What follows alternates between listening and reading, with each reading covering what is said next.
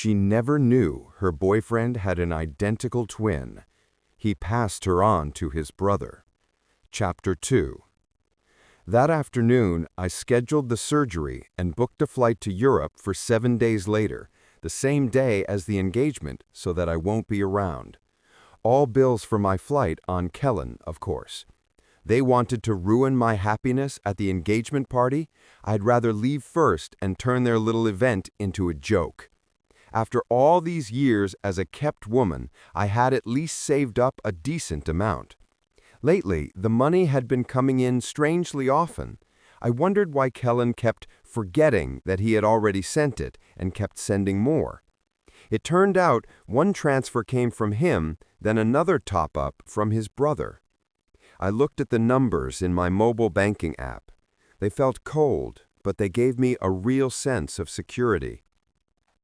I had gotten involved with Kellen back in college. Vina was my roommate. She loved one thing: destroying what others cherished. In high school, she once made a rich boy chase after an ordinary girl. He sent her flowers, expensive gifts, and sweet messages. The girl fell in love quickly. The night before the school final exams, Vina told the boy to dump her. The girl broke down, failed the exam, and later jumped off a building. She survived, but ended up in a vegetative state. Vina went on with her life as if nothing happened and became my college roommate. Then she set her sights on me, the broke campus beauty, juggling 3 jobs, with a gambling father, a sick mother, and a paralyzed grandmother. I was her next target. Kellen was the leading man she picked for me, a physics genius from Columbia University, the kind of golden boy whose photos went viral, heir to the Grayson Group. The plan was simple. He would use money and kindness to win me over, then leave me broken. But Kellen played his role too well. Gifts kept coming. He acted heartbroken about my situation, begged me to quit all my jobs, and always had surprises for me.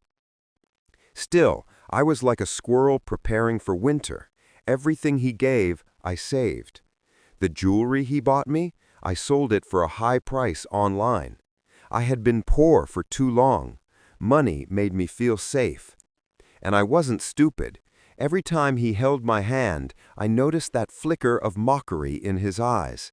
I didn't know why he was pretending, but he was rich and generous, and I wasn't about to waste the chance.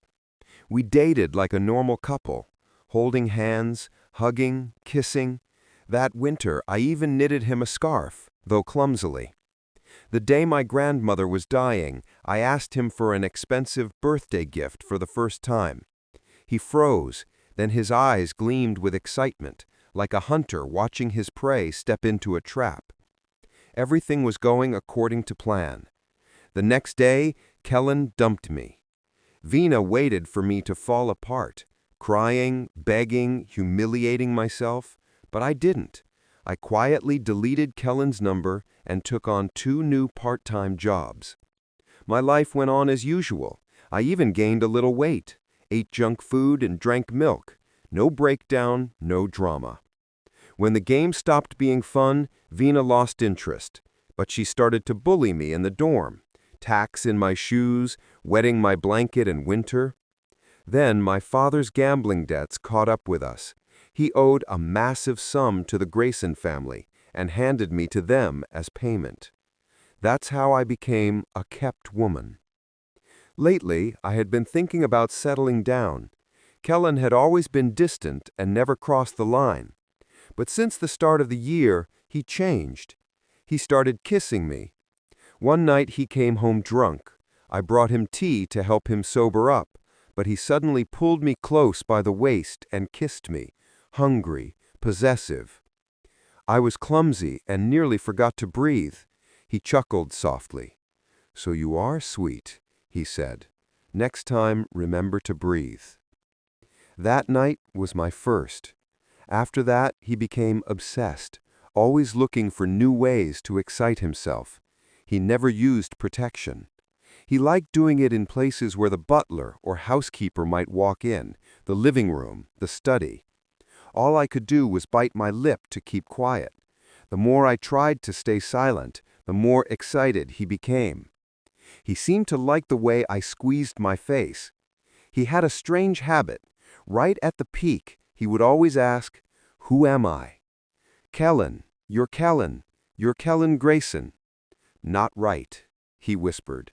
"Say it again."